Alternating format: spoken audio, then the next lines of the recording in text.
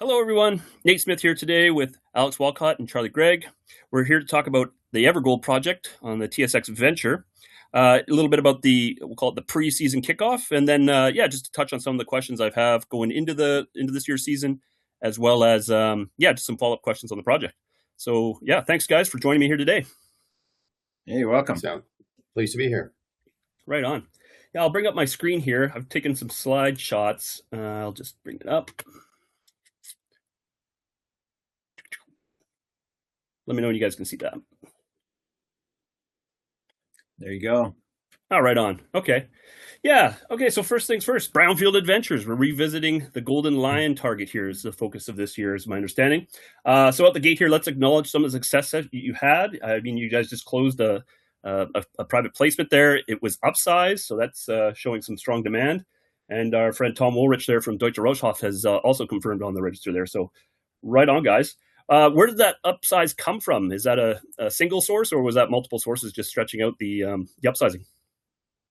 I think it's mainly friends and family kind of thing. Not family, but friends, and and then a variety of folks, some of whom are tied into some of the ore group companies. So we done work with American Eagle Gold and Metal Energy, of course. So those kind of folks and a few others, some of whom we don't really know, but they knew us. That's great. Yeah, sorry, Alex, do you have anything to add to that, or? Yeah, no, it was just kind of a last minute thing, just to get a few extra bucks in the door. Unfortunately, we didn't quite make our target at 6 million, but that's also to do the world politics. I think kind of skunked us a bit when we did that. So, but we actually still managed to raise a fairly decent number. So we're pretty happy with all the support from the ore group guys and basically much of the people that helped out, and yourself also. Yeah, that's right. Yeah, the timing was just as things were getting hot and heavy there in the Middle East again. So I can understand there maybe some headwinds were encountered. But regardless, still landing that success there over the 5 million. So hats off to you guys. Okay, so let's talk starting time. Are we still looking at that mid-June, or are we talking early July? What's it looking like? I think mid-June is the target. A lot of people saying heavy snow year up there, but I know firsthand that once it starts melting, it goes pretty quick too. So we're still targeting that, but let's see what shakes out. Okay, and similar question I have usually with most here for kickoff in this area. What's kind of like the hard season end? Is it around the snow that flies in October, November, or could you guys foreseeably push this further? Yeah, I think you want to be looking to be out of there in October sometime. Yeah, okay. I'm a more believer of September, so it gets pretty dicey once you start sitting on the ground more and you're working. Then you basically want to exit stage right. She gives you two chances, Mother Nature. She'll do the first snowfall, and that's your warning, and the second snowfall is kind of telling you missed out. Yeah, I mean, okay. you can get snow in the middle of summer there though, so you got to be a little bit lenient. I would say the latest you want to be out there really is out of there is mid-October. Okay, so let's do some shout out to the team members involved this year. So who is managing the day-to-day operational sites? What's their cross shift? Who's representing that activity set? Well, the GO's on it. The project manager is Taylor Quinn, and Tay's worked with me here, CJ Greig and Associates, for 10 years now. So know him well. He did his master's on Golden Lion, just recently defended successfully. So shout out to Tay. He did a lot of work, did a very, very nice job, but also is just a really great guy in the field. He's actually out on a field mapping project, geological mapping project at the moment in central BC. Come back, he'll have a good little break, and then back to the homeland kind of thing for him. And then his cross chef is another guy that's worked for us for a while, maybe 4 years, I think, since he first graduated from UBCO. Very capable guy. His name is Liam Groenewegen, LG as we call him, the fridge. He's not fridge size, but he's from London, Ontario area. Basically, from the outskirts of London. So you could call him a farm boy, very capable guy like Taylor, these guys can wrench a wrench and hammer a nail and keep things going, but they also have the geological skill set. So Liam's been working on American Eagle Gold's NAC project with us. He's up there right now, getting some other people started, some newbies started up there, and then he's going to come up and work with Tay for the summer. Yeah, it's great that you called out the work there that Taylor's done. Is that master of paper available for distribution, or is that something that can be posted on the website for review at a later date? Yeah, I would think. I don't. I think he's. Yeah, I think he's probably submitted the final version. I don't know when the university makes it public, but I will connect you with Taylor if you're interested, and I'm sure he would make that available. Yeah, absolutely. That'd be great. Okay. Okay, let's get into like the nuts and bolts of the camp facility. So I've got on the screen here one of the slide shots. Can you guys point out where roughly that camp will be set up this year? And do you guys have that all locked in? Good camp cook, good grub makes a good day, right? So where's that landing? I'll let you take that one, Alex. I don't know if you can enlarge it a bit there. Can you? I can zoom in. Yeah. All right. You see with the claims, it pretty well where the Golden Lion points to. That's pretty well where the camp's going to be. We're going to have our staging area just back here in just off of Cephas here, off the main access road.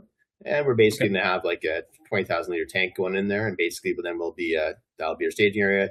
We have a good company lined up for the helicopter company. We got Rugged Edge going in for the camp building. So they're good guys. We worked with all the companies we've worked for. We've worked with lots in the past, so we know what we're getting. And pretty excited about that. Like the Rugged Edge guys are hopefully, depending on the snowpack, we're going to try to do some flyovers probably in the next week or so to see what's happening up there for snow, just so we don't go in blind. And one of the Rugged Edge guys is up there right now, right around here at another camp, setting that up. So they're good to go. Okay, yeah. So mobilization preliminary work has begun already, and you guys have a plan in there in place. That's great. And then who's the drill contractor here selected this year? It's going to be a group called Carrier Drilling, and basically they're out of Fort St. James. Are actually somewhat partially First Nations. So the actual guy that owns it, Devlin Luck, will be doing it, and his brother will be Jordan Luck will be flying for us. So the Luck family is basically they've been in Fort St. James probably for the last 100 years. It's like Jordan's like fourth generation bush pilot, so they're kind of an interesting family actually. That's great. Okay, and then who's actioning the field work this year from a geophysics perspective first here? Who's been contracted out for that, or has that been locked in? It's not. We're kind of just going to evaluate how we make out with the drilling to start with, and that's going to be the dominant focus.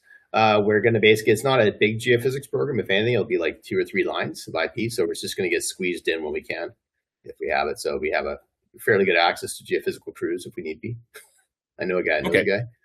And so that'll be localized around the GL1 target. What about for geophysics work and geochem work up in the north there around the potential copper prospects? Pardon me. We probably won't do too much around the GL1. We might do some drone mag, but most of the stuff is going to be for the IP. It'll probably be up in the copper prospects, but we want to find that. And we are also going to fly mobile MT throughout the property. So we're going to have a property-wide mobile MT survey carried out. Okay. Yeah, that's great. All right. Well, switching gears here to talk a little bit about, actually I had another slide there just to highlight the 2 target areas, right? So yeah, the north target area there for copper prospects around Claw and Copper King. Is there any other additional in that area, or is it just largely just a field season over this entire area? I mean, that area, is the way I look at it. It actually, that perspective view really, makes it look like it's a small area, but it's actually, very large and quite a bit bigger than the southern area that's highlighted by the resistivity, the bright colors in the resistivity plot that's overlaid there. But there's lots to target, and it's very much brownfields. It's kind of driven by historical or compilation of the historical streamset data. There was a little bit of drilling in the 70s that we don't have a great record of, but shows good copper hits in these holes right up on the ridge top there. But we know it's a nice copper target just from the streamset geochem, and so that's going to start by us taking a broad view, whether that's geophysically, validating the stream seds, doing some follow-up recce geology, that kind of thing on the north. A big target. And more and of what's what's the sequence of timing for this? Is that going to happen early season, or is that going to happen mid-season during drilling or after drilling? How does that I look? think that's kind of concurrent, I would say, when we take our first look. I mean, we'll probably initiate that with the the airborne geophysics will probably happen before anything. It might even happen, I think, prior to us arriving, in camp, right? Because we're going to kind of tag team with some other folks up there. Isn't that right, Alex? Yep. So that could be, we'll probably have the geophysics done by probably, I would say, first week of June here. Okay. Yeah, the airborne stuff. Airborne. Yeah. Right. And is that going to play into drive like your localized priority areas that you're going to focus for the initial field work at the gate? It's definitely going to help with that. Yeah. We're just going to see what we have for anything major structures, feeder zones, potential large resistivity features. We're going to do mobile MT as we talked about. So that's going to basically cover, going to give us connectivity and magnetics. I mean, the magnetics won't be as high resolution as we'd like, but it's a starting point, and we can always do detailed magnetics if required. Right. And then later season, look at doing the IP work on the ground concurrently with the geochem work. Yeah. If it warrants it. Yeah. Okay. So. Okay, great. All right. Well, let's get into the planned drilling here. So we're talking 4,000 meters across 12 holes, and that's all going to be focused on the GL1 target, correct? Correct. Yeah. Yeah. And that's a trend that's approximately greater than 1.5 kilometers, correct? Yep, probably maybe 2 kilometers. But that whole contact's pretty well perspective there. Right. Okay. Well, I guess I can prompt you here, Alex. Do you have the 3D model that you had done up previously showing the structure with also the overlay of the planned target holes this year? Have you developed that? Yep, I can just fire that up quickly here. Let me just give a second to share my screen. Right, I'll knock mine down. Just gonna make sure I get the right one. All right. That's great. Yeah, that's it now. Okay, so we'll zoom out here. I'm just going to change the drill hole colors here just so we can kind of stand out a bit more. Make them this black here. Now let's make them a little thicker here. So, I mean, here's basically the resistivity feature we are seeing in the map here. So this contact is really what we want to be following up down here. So the proposed holes are in black here. So we'll just kind of zoom in, and I'm just going to turn off the geophysics for the time being. You can see this trend coming through there. But if we actually kind of just see where we're going to sit, and now they're a parallel color. So let's change those again to white. We're just going to come in here. And this is basically the holes 23, 24, 25. These holes here, that was that fence of holes we've been talking about. So as you can see here. Those were the last holes drilled in 2021. Yeah. So what we're going to do is we're just going to come in behind it and basically fill these gaps here in the fences. I mean, as you can see, our orientation of our drilling is quite a bit, and this hole is quite a bit further back than the previous drilling. And same with these holes here. There's nothing that really tests beyond this contact here. And I think that's where the joy is. Because if you actually look where how the things line up, you can tie these. These are all probably up dip. You can see in here. And then basically this hole, probably this intercept here, this vertical intercept probably ties to here. And this comes back here. So we really want to get back into the structure a lot further, which is why we're kind of targeting. We only have 9 holes laid out here because we just want to have some optionality of what we can do with the other last few holes and basically probably move around a bit. But generally speaking, this will probably be the first ones will probably be kind of coming into here, this area here, and followed by here and here. And I think one of the things to really point out here is that, it was kind of a northeasterly dipping structure that was drilled with, a lot of holes that actually were dipping to the northeast. So drilling kind of down a structure and a system, which was really a broad, low-grade halo that hosts some higher-grade intercepts. And so if you're drilling to the northeast down that structure, you're probably going to be carrying down, lower grades and missing some of the high grades. So you really want to drill across that thing. It looks like it dips to the northeast. So you really want to drill to the southwest across it. And many of the holes did not do that. So we're just going to go in there with that. We feel is a much better understanding that is kind of validated by those last 3 holes in 2021. Which had some nice intercepts with both high grade and within a lower grade envelope. So we'll drill across that thing, and that's kind of the initial plan. That's great. Yeah. So clarification questions I have. What's the approximate step out between each of those right now? Is that? Well, I think Yeah, I'm not sure how far it is, but the idea on a gold system, you can lose a gold system very quickly. You want to stay on it. So we're going to start with something a little less, and as we gain a better understanding, the step outs could increase. And again, if we do some of that geophysics that Alex has mentioned, it's small scale, but we started doing some of that in 2020 and 2021. Maybe a little bit more detailed mag. It'll give us a better handle on where that structure is going, because really it's a big, it's sort of a scree slope coming down from the northeast to the southwest without great geological exposure. So, we're learning the geology as we drill and linking that to the geophysics. You can kind of see that in this image. Yeah, perfect. And then, sorry, of the 1.5 kilometer trend, what will the step out stretch us out along that trend total with the planned holes to date? We're probably going to be, we're probably just focusing in here is probably only going to be about 200 something meters. Like the step outs are 50 meters across here.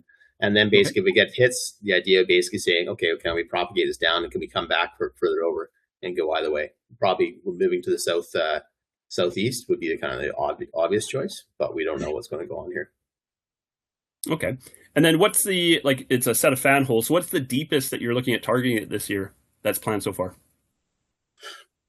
Probably about 300 meters, actually. Not hugely deep holes. Yeah, our deepest hole, on that one fan we drilled I think it was only 250 meters below surface. Not really super deep.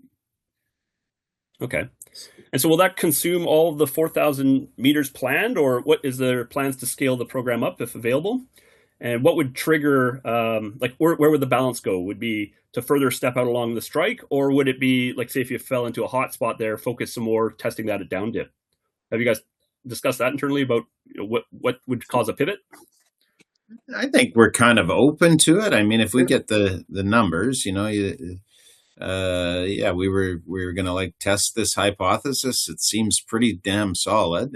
We got lots of good info there from the Newmont 84 drilling and from our drilling previously in 2020 and 2021. So, it kind of depends what we hit, really, is what it comes down to. And I think we're pretty hopeful. And, then we take off from there. Yeah. Okay. Yeah. That's go ahead, Alex. Yeah, we aren't going to get too crazy. I mean, we're going to try to keep this systematic and not veer too much. We aren't going to sit there and wildcat it. We have a plan in place. We're going to kind of run with that plan. And then basically that's why we only basically allocated about 9 holes here. And then we have probably another 5 holes we can use elsewhere. Okay. Yeah, no, that answers the question. So yeah, there is room for expansion on what you guys have planned here with the budget that you have planned for it. Will that, if you have the additional holes there, will that consume the remaining of the budget for the season, or do you have more flexibility as well to expand it more this year? We have a little bit of flexibility. Not huge, I would say. Yeah. Okay. All right. Well, that's into the plan. So let's talk a little bit of the rocks. You guys have touched on some of the work that was done in 2021, and there was originally some planning in 2022. But with the pause on this project, is the plan just to pick up and go where you were at in 2022, or what further work or data crunch that you guys have done have gleaned or changed the approach that you're taking this year's season? Is there a fundamental shift in the philosophy approaching this project since 2022 that has been developed? I wouldn't say on this. I think the obvious thing was to go in 2022. We just, with COVID, etc., we didn't have the funds to go up and drill as much as we plan on drilling this year. Again, it was. The access is a little bit better now. We can get a little closer for getting in there. But yeah, the plan was pretty much in place for the drilling of this. The other thing that's changed here, I think, is the copper story on the north. That's changed a bit. We didn't have those inlier claims that we now have up in the northern part of the property at that point in time. So we didn't really have any plan to do that back then, but I don't think the drilling plan was much different. Those last 3 holes were good holes. We wanted to go back, but we just didn't have enough cash in the can to execute. Yeah, Okay. I think we actually sat down and looked at the data a little more too, and basically kind of battened around a bit, maybe a little more on geophysical modeling on it. But I mean, the general, like I said, Charlie says, the general plan hasn't changed. I mean, it's pretty kind of obvious what you want to do here, and I think we're going to keep just systematically step it out.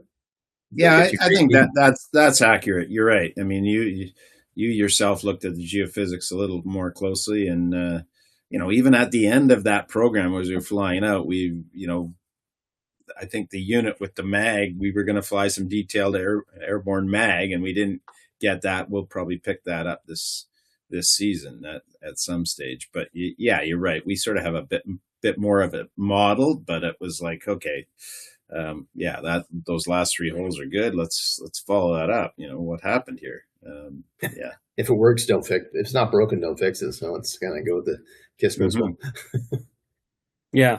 Okay, and then you brought up the important dimension that, the inline claims in the north is really what's unlocking your guys' ability to now go up and further explore that area. Let's talk about a reasonable timeline for drilling up there. Say there is a sequence of targets there that are developed. Like arguably next year it could be in place. Is there any other barriers to exploring this zone? If we could develop suitable targets, we'd just be just permitting really, and basically revisiting all the permitting and basically getting an air-based permit up there, which could take some time. But if we have a target and we can start on it by the end of the summer, the permitting, we should be able to get permit in hand by the following season. Okay. All right. Well, say we have some success in 2026, right? Now this is forward looking, and I can appreciate that some of this could be discounted if something radically changes. But say we have success at GL1. With the intent to come back and further stretch that out around the up to the 1.5 or greater along that strike, is that in the cards? It's exploration, so anything's in the cards. Yeah, I would, it's a gold system. It's not a porphyry kind of system. So, sticking to those things in general, sticking to the known, I would, tend to be a bit more conservative with something like that. Stay on it. Dusters have a tendency to help junior companies blow their brains out, right?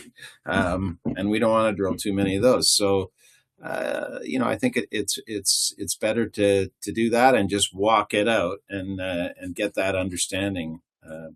And yeah, it can go all the way along strike. Like if you go along strike and look at things like silver, there's some things where there's some amazing silver numbers that don't totally line up. How does that all fit in? As we gain an understanding in link geology and geophysics, which they work very well hand in hand once you understand everything. The geophysics follows the geology and vice versa. And you can see on that left hand side of Alex's image there's a lot of nice numbers, but there's some out beyond that, in drill holes and in surface samples and in the geochemistry. Yeah, there you go. There's sniffs out there, and were they just a little bit farther off or what? It's some very interesting stuff to work out. And it's reasonably good exposure in places up in the Toodoggone, but other places not very well exposed at all, and that includes a long strike and on this target. Yeah, and a lot of these things. I mean, gold systems, like say, Charlie's saying, they aren't that easy, and you basically once you're on them, you stay on them until you lose them. Okay, so yeah, priority around the Golden Line 1, GL1 target will be a priority for next year. And then possibly, we've touched on some of the northern copper developments, if there's any that are warranted. What about some of the other targets on the project there? GL2 or GL3, I think it's also called Yellow Dog. Are any of those going to see any further exploration, say if there's success into 2027 season? Yeah, I think part of that, will come from the geophysics, but part of it will come from some recce geology too. GL2 is just right over the ridge, on north of GL1, and that zone that Alex has shown, that's highlighted by the resistivity. We call it variably the Claw Mountain Fault. It's a reverse structure, but this is an extensional system, the gold system. So that it wasn't formed during the reverse faulting, which brings the rocks to the northeast over the rocks to the southwest. So they're quite different rocks over the hill at GL2.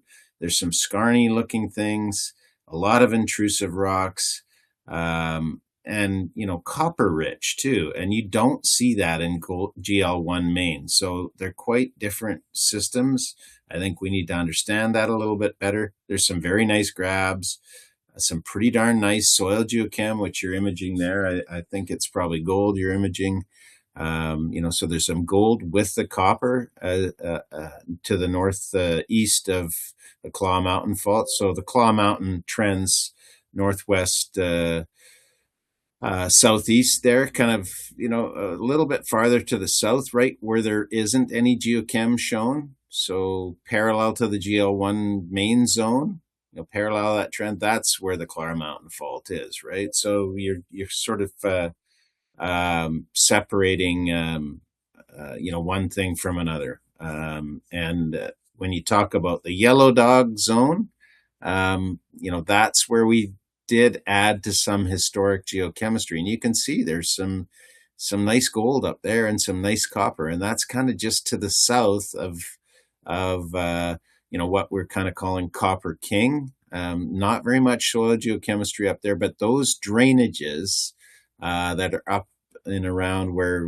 Claw and Copper King are labeled up there, those drainages are running very, very high stream sediment geochemistry. I think we have an image of that. Well, there's an image, but there's also was an image in the news release that we had. It kind of makes it a little clearer, I think. But that stream sediment geochemistry is very, very prospective, and we know there's some copper mineralization because there's good grab samples, as that other image with the sort of orangey brown color in the middle of the lower middle part of that of your slide there. Those are all grab samples, so really nice, copper in grabs. It's where is this thing?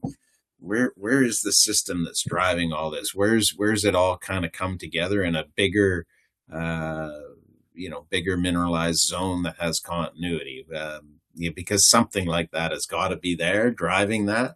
Exactly what it is, we need to get up on the ground, and we're doing the airborne geophysics. That'll give us, hopefully some hints, and then we got to give it a geological context after validating, the stream sediment geochemistry, and then maybe we bring up a crew to hammer it with soil geochem on the target. So it's pretty exciting, and but the exact plan kind of remains to be determined, and follow up to geophysics and an initial look on the ground.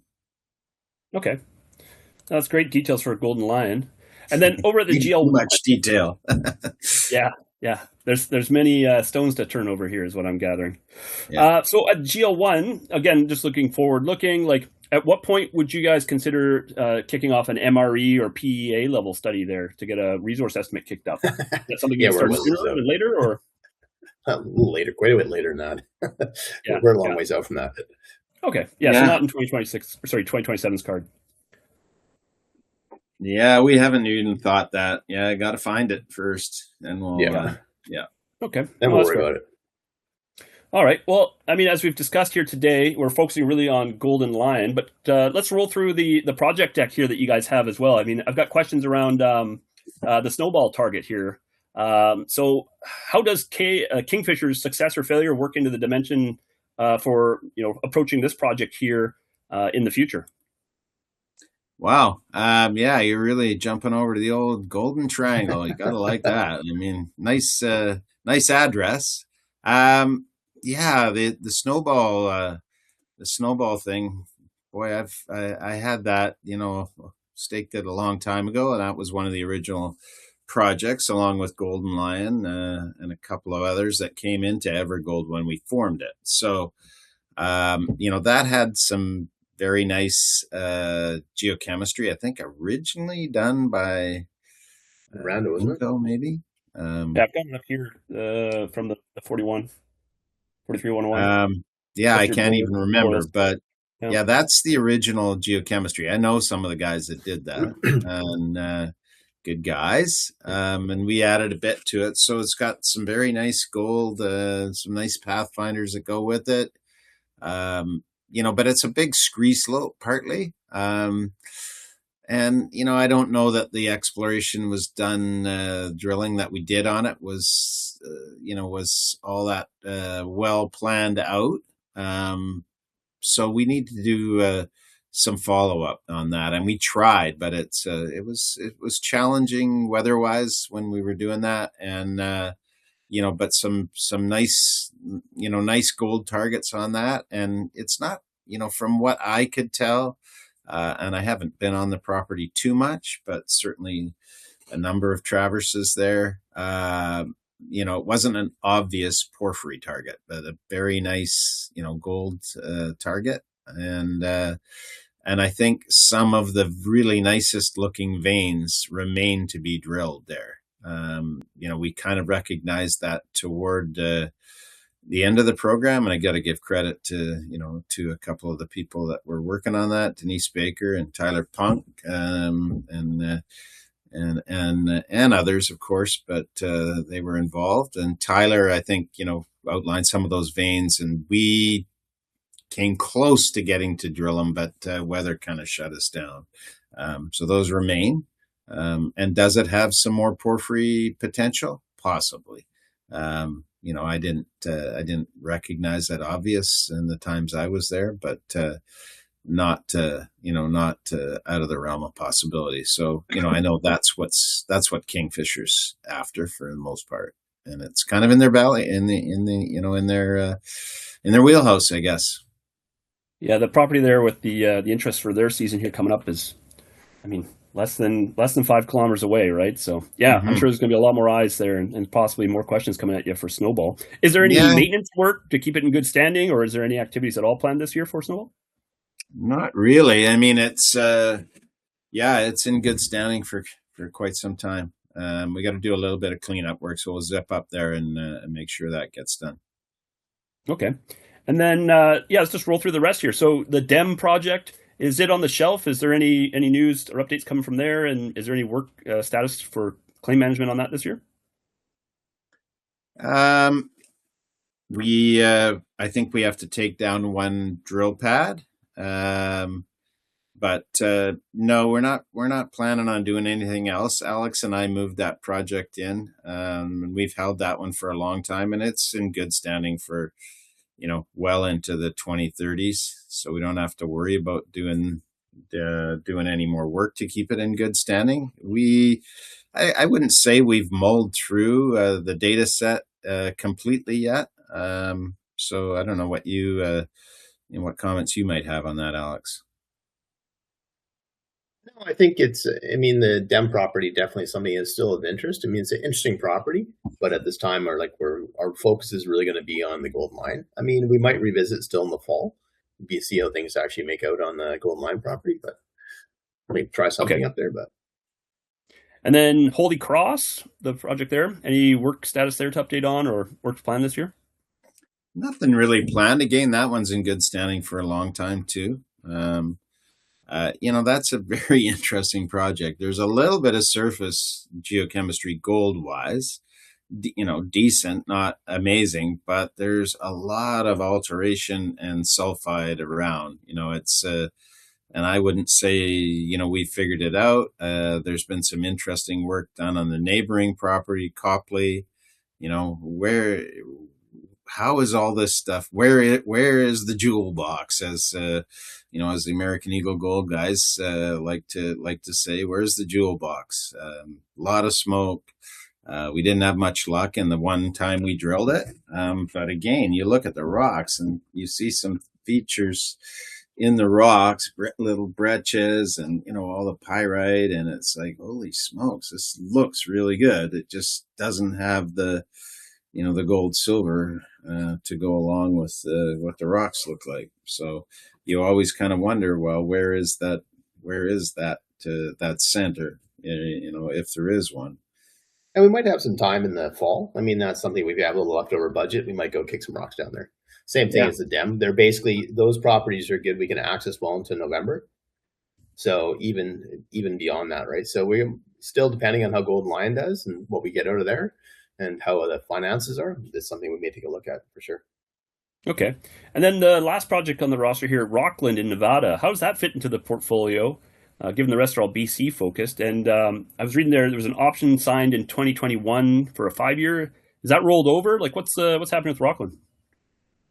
Well, that one's been optioned off to Wolfden, and we're just in discussions about how that's going because they've more or less reached their spend. So ball's kind of in their court, and but we're talking to Ron Little of Wolfden about that. But it's another, again, a very interesting property. It has some drill intercepts, has a historic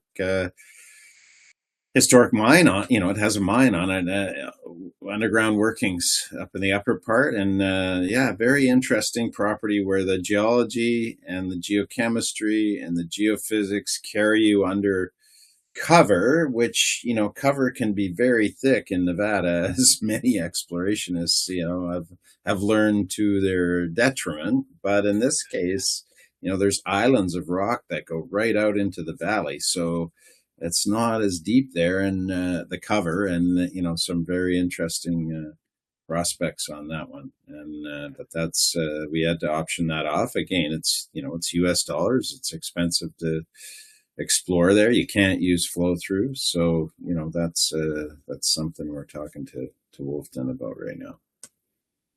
Okay, great. Well, yeah, that about wraps it up here for the question set and the preseason kickoff I want to touch on. I guess I would finish up here with chances of a site tour if I'm up in the Toodoggone. Any access there that I could develop or come up to site? Yeah, you just let us know. Yeah, I mean, if you're RVing with the family up the Yamanika Mine Road, then perfect. Bring them all up. But no, we'll see if we can help you out. Yeah, you probably won't be taking the family up there, but of course, yeah, like come on up. You just let me know. Give me an hour's notice, and they're all good. Maybe a week's notice, a week's head up. Yeah, we'll try to plan it a little further out. Okay, that's great. Well, Thanks, Charlie. Thanks, Alex, here for the time today. That's Evergold on the TSX Venture, EVER. Thanks, guys, and best of luck here on the season, and looking forward for the updates as they come. Sounds good, Nate. Thanks so much. Yeah, thanks, Nate. Appreciate it.